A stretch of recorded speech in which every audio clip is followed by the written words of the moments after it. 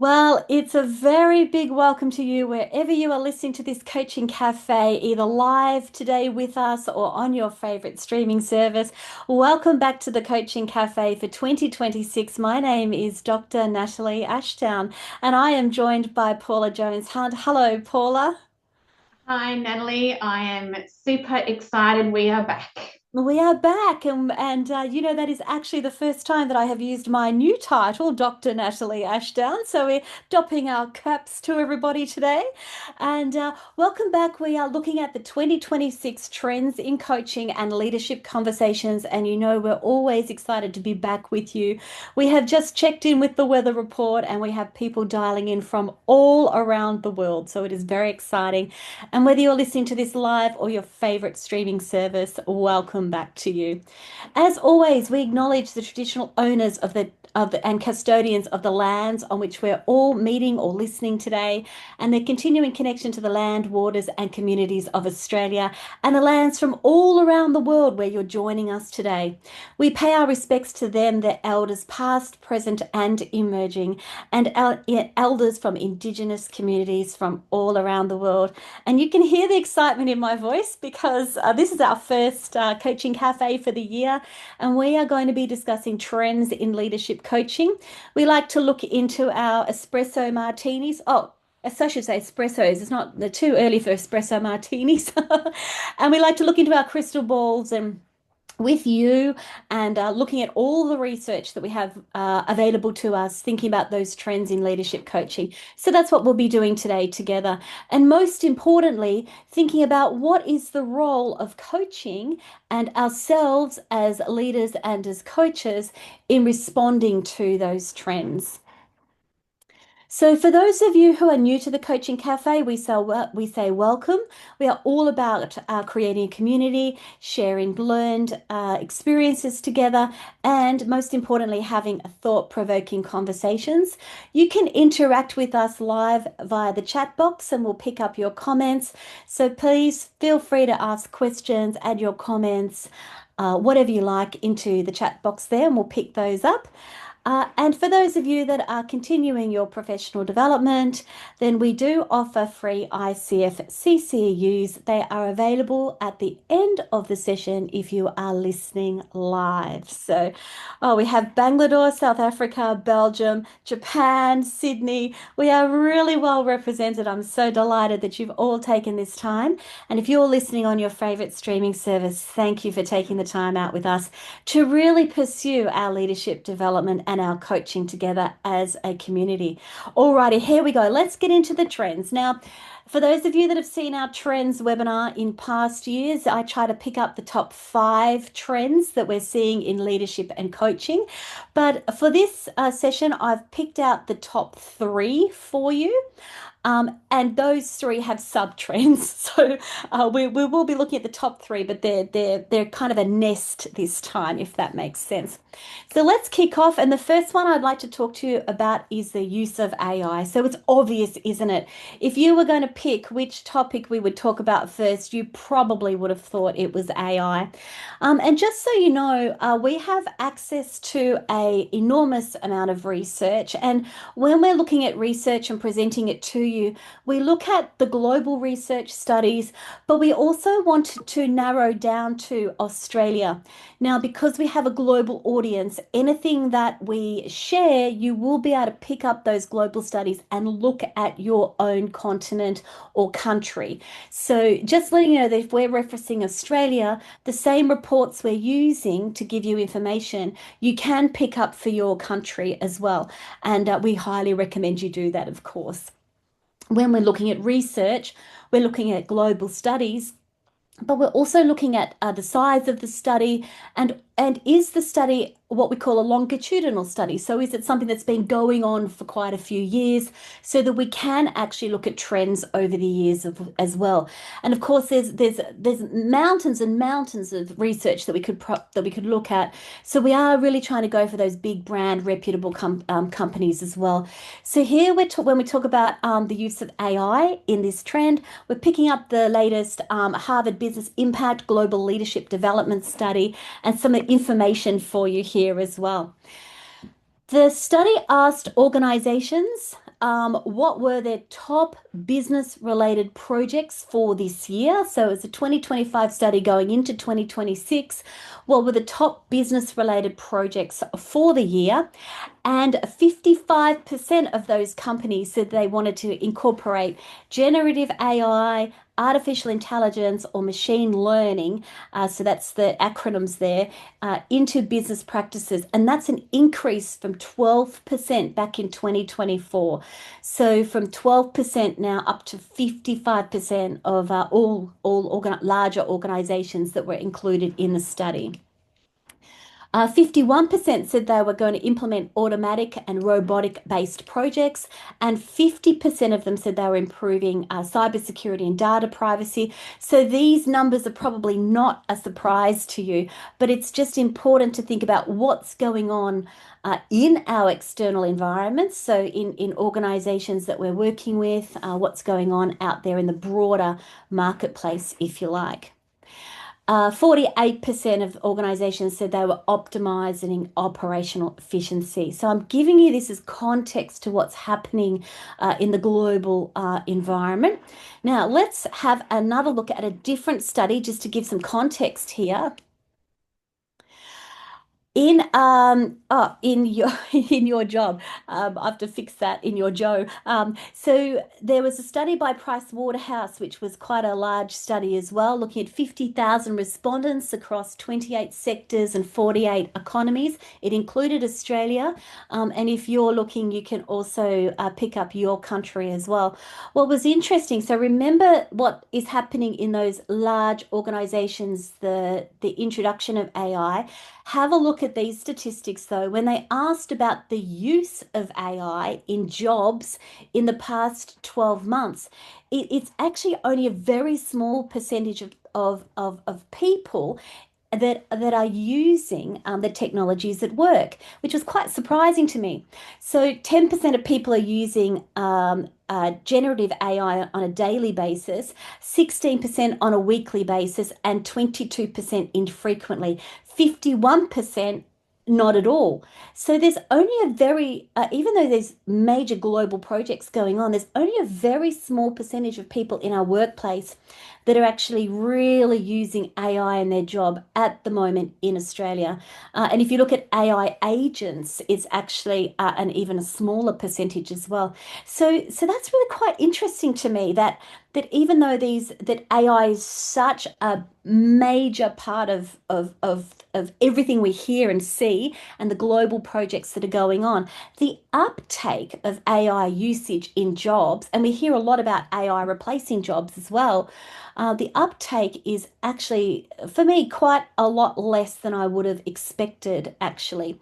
So 10% daily, 16% weekly, and 22% said infrequently, but 51% of respondents said never. So Natalie, feel I free think to this jump in. Yeah, yeah, I was surprised by that too. Joy, yeah. Go on, Paul. I beg your pardon. I think too, I saw some research recently said that it was the C-suite who were using it more than the general employee. So I Mm. think that's an interesting stat too that says it's our CEOs and the C-suite who are trying to figure out what to do with it, how to do with it and it hasn't necessarily filtered through yet. Yeah, that's right. So we are talking about all types of AI as well. So not just your standard bots, I suppose. So generative AI, AI agents, or what we're calling machine-based learning as well. So yeah, you're right, Paula. I agree with you. Now let's have a look at AI in our industry, in the coaching industry. And I'm taking this from the ICF Global Study. It's a 2025 report that dropped late last year. And they were looking at the prevalence and the thoughts about how we would be using AI in the future as well in the coaching industry. So interestingly, adoption across the coaching industry actually is quite low. only 47% of coaches globally are using digital coaching platforms, and it's primarily for one-on-one coaching. So about 35% of people using it for one-on-one coaching, which is quite surprising to me too. I thought many more people would be using digital platforms, and of course for scheduling. So using AI for some form of AI for scheduling and admin, if you like. So quite a low usage there. In the past year, 19% of coaches invested in new technology, but that is expected to grow over the next 1 to 3 years. So coaches said, yeah, I'm not really using it at the moment, but excuse me, it is expected to grow, or I'm thinking about it over the next 1 to 3 years. Um, 37% of coaches indicated that adapting to technology and digital tools is a major concern. And for me, I'm not sure about you. Feel free to jump in, everybody. Tell me what you think. I thought that was low, actually, that only 37% of coaches are thinking about the adoption and the adaptation to technology and digital tools as a concern. So, um, it's interesting to me what's happening here. We've got these global projects. We've got maybe not a much significant uptake in Australia.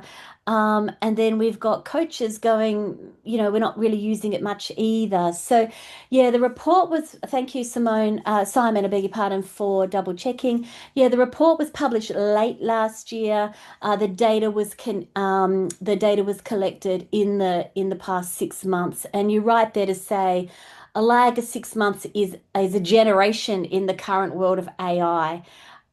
So you are right in saying that the figures, because 6 months in the AI world could be vastly different, the figures could be changed given that we're February 2026. So I do agree with you. And I think actually that is leading to one of the major points I want to say is that it does appear with every single study that I'm seeing the rapid increase in AI. So if we're not across it, last year in the global reports, we definitely should be looking at it this year. So thank you for pointing that out. So what does that mean then? What's the role of coaching? And this is really where we are all going to have to do a really great reflection together. And this webinar today is really to present some trends to you. And then of course we want to go away and think about them as coaches, as leaders, and then we will be picking up those themes in our coaching cafes coming up. So we'll talk about each of the themes as we go along together. But already, I'm sure that you would think about the role of coaching here. We're thinking about a convergence. So there's a lot going on right now. Everything is converging. It's melding. It's molding. There's a convergence of big projects. It's if it's not here already, it's coming at us. So.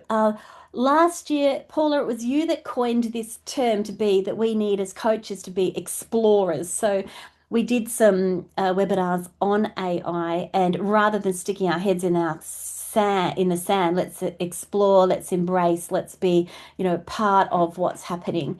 And of course, that brings up all sorts of things around ethics and whether we agree with it and all this kind of stuff as well. But without a doubt, our role as coaches and our leaders is this coaching through change, coaching in change, helping people work out change, work out uncertainty. So much work we can do around that. And there's this new term that I've been hearing, which you might have all heard, which is FOBO, FOBO, the fear of being obsolete. So I suspect that over the coming 12 months, there might be some coaching conversations that are really starting to center around the fears of the change and the uncertainty, and perhaps that I'm becoming obsolete if I'm not keeping up. Most importantly, our role and the role of coaching is in the human-centered leadership. So I'm not telling anyone on the line anything they don't know, but critically around critical thinking, emotional intelligence, human connection, relationships, all of those kind of things. So our role as coaches and leaders has never been important when we're talking about the trend of AI because of the need for human-centered relationship, because of the need for people to take what they're doing in their chat bots and then turn that into actual critical thinking, to be able to demonstrate and show up with emotional intelligence, with human connection, etc., and trust. Most importantly, trust. So, and I'll talk about trust as our second trend. But let me pause, Paula. I'm very keen to hear your thoughts about this. Yeah, I think everything that you've got coming through rings true for me. I also heard another term which is called the concern is around thinking obesity, which is around de-skilling of people's thinking because they're using artificial intelligence, which I can understand in some respects, but for me, and what you've highlighted here is that the need for critical thinking and for making sure that the information that we're receiving is correct. Does it make sense? Does it work for us in the organization? I actually think will help to heighten those skills as we move forward. The other thing from the role of coaching in this space and from a leadership perspective is leaders really thinking about how do I want to lead in this space of AI? And what will that look like for me? What will that look like for my team? And then behind the scenes, I think there's a lot of work going on in this space around the governance of AI in organizations. So making sure that there are systems behind the systems that are making sure that's all being managed correctly. Absolutely, I really agree with you. And then so therefore our role as leaders and our role as coaches, you can see where, we hold all of this and we hold a space for all this for leaders to be able to have these conversations, to work on all these things as well. So our role here is quite critical. Let's move on to our next trend. And as I mentioned, feel free anybody to pop a message in the chat to for us as well. And so the next trend that we're seeing really strongly, it leads on from AI, it's converging with AI. So all of these trends are like a like a in a cauldron, and they're all being mixed up together is the way I kind of see it. So if and this is the thing that we call and that we've noticed in the research that's called the trust gap. So the trend we want to discuss with you next is addressing actually the trust gap, and this will be more important than ever in 2026. I'm going to the Elderman Trust Barometer. It's the 25th annual trust survey, 25th time they've done the trust survey. It was with 33,000 respondents, 28 countries, and 1,150 respondents per country. So, again, if you are listening to this outside of Australia, please go and have a look at your research as well. And interestingly, Australia's overall trust index fell from 50 in 2024 down to 49. So our trust index as a country, as a community, is actually decreasing. Now, the trust index is all about what's happening in our environments, what's happening with our leaders and our politics, etc., etc. So it's an index and it's a global index that gives us a global external view of the world. So 1 in 2 Australians are less trustworthy than they were last year. So that gives us kind of a global and an environmental external view of the world. And but our country is in the global average. So the global average is 56 in terms of trust with this index. And that's about 1 in 2 people. Now, what's interesting, have a look at this. Price Waterhouse did a big study at the end of last year, which was the 2025 Hopes and Fears survey. It was a very large study as well. And they then focused on workplaces. And there's a big concern in our workplace right now about trust. They asked, to what extent do you agree or disagree with the following statements about your direct manager? And for people who said moderately agree and strongly agree, I trust my manager or top management. So my direct manager, people said 61% said yes, I agree or strongly agree that I trust my direct manager. Top management was 50%. So it's a big issue here in our workplaces that 50% of people do not agree or strongly agree in the trust of the top management. Same for Top management will do what they say they will do. Top management cares about my well-being is even lower. So what we're seeing here is that people have more trust in their immediate manager, less so in top management. This is a massive issue we're facing in our workplaces today because, as you know, trust impacts everything we do in our workplaces. And that last one around, I can speak openly with my manager, 60%. So there's still, 6 out of 10, not bad. It's not bad, but it's not obviously as good as it can be. And 1 in 2 people not trusting top management is a huge issue in our workplace.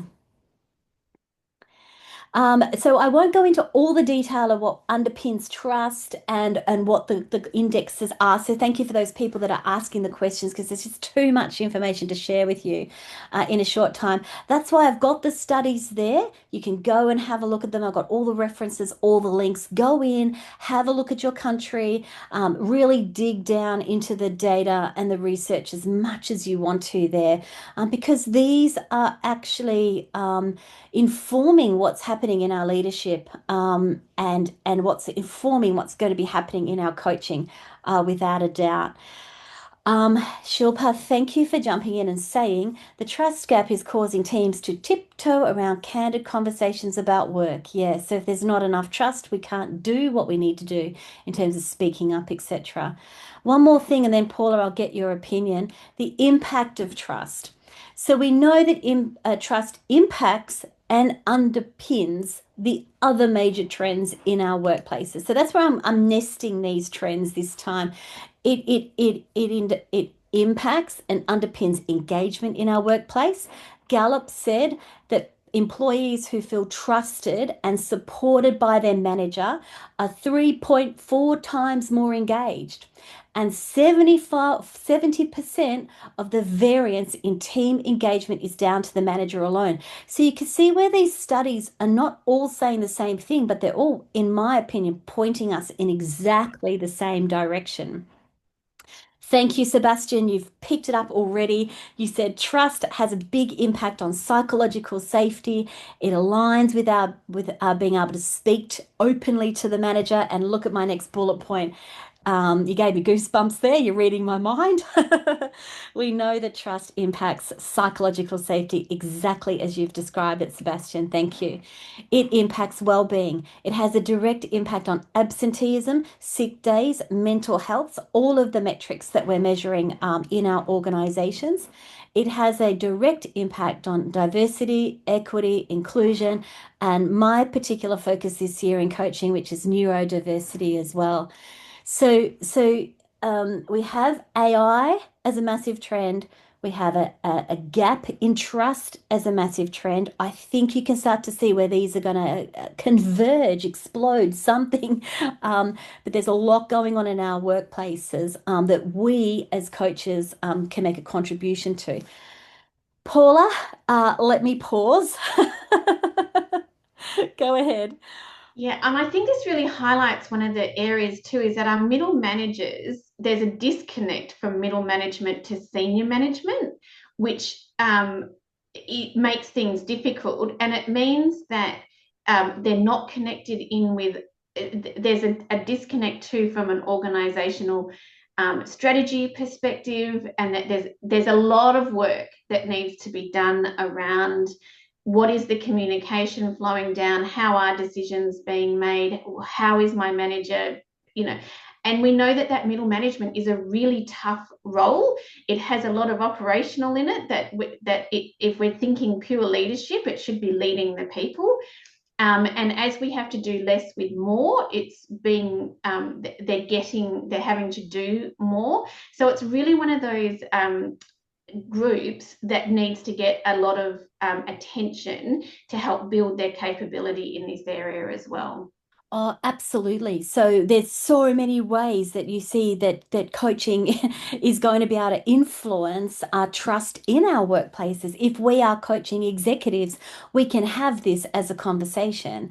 If we're coaching middle managers, whatever level we're coaching, it's like how do we focus on trust?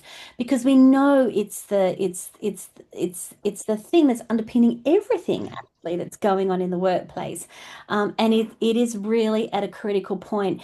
In my opinion, we are at a critical point now that we need to be addressing this together as coaches. We have a massive opportunity. So the role of coaching, we know everyone on the line, you are here, you're great coaches and great leaders. Otherwise, you wouldn't be listening to our podcast. We just assume that. Um, so, coaching by its very nature is trust based. So, I am here to say do more coaching equals build more trust. So I don't think we need a fancy equation around this. The more we are coaching in our workplace, because coaching is by its very nature trust based, the more we are doing coaching, the more we will build trust. I think it's an exponential relationship, in exponential positive relationship. And I haven't done the research to show you that, but I will to give you the data if you need it as well. And most importantly, I think where we can make the biggest impact in our one-on-one coaching and our coaching of managers is include trust in the coaching conversations. Include questions about how are we building trust as a leader? Where are we building trust as a leader? How do we show up with trust?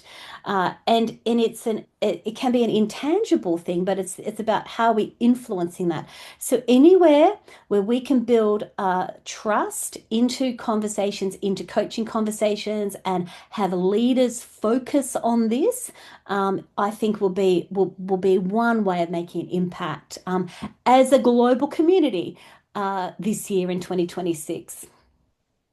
All right, I'm going to move on because I've got a very short time to share the third leadership trend where building leadership capability is more important than ever. So we've talked about AI, we've talked about the trust gap, and now if you have a look at the global business impact, the 2025 Global Leadership Development Study from Harvard, you can see the top skills that are so important to organizations.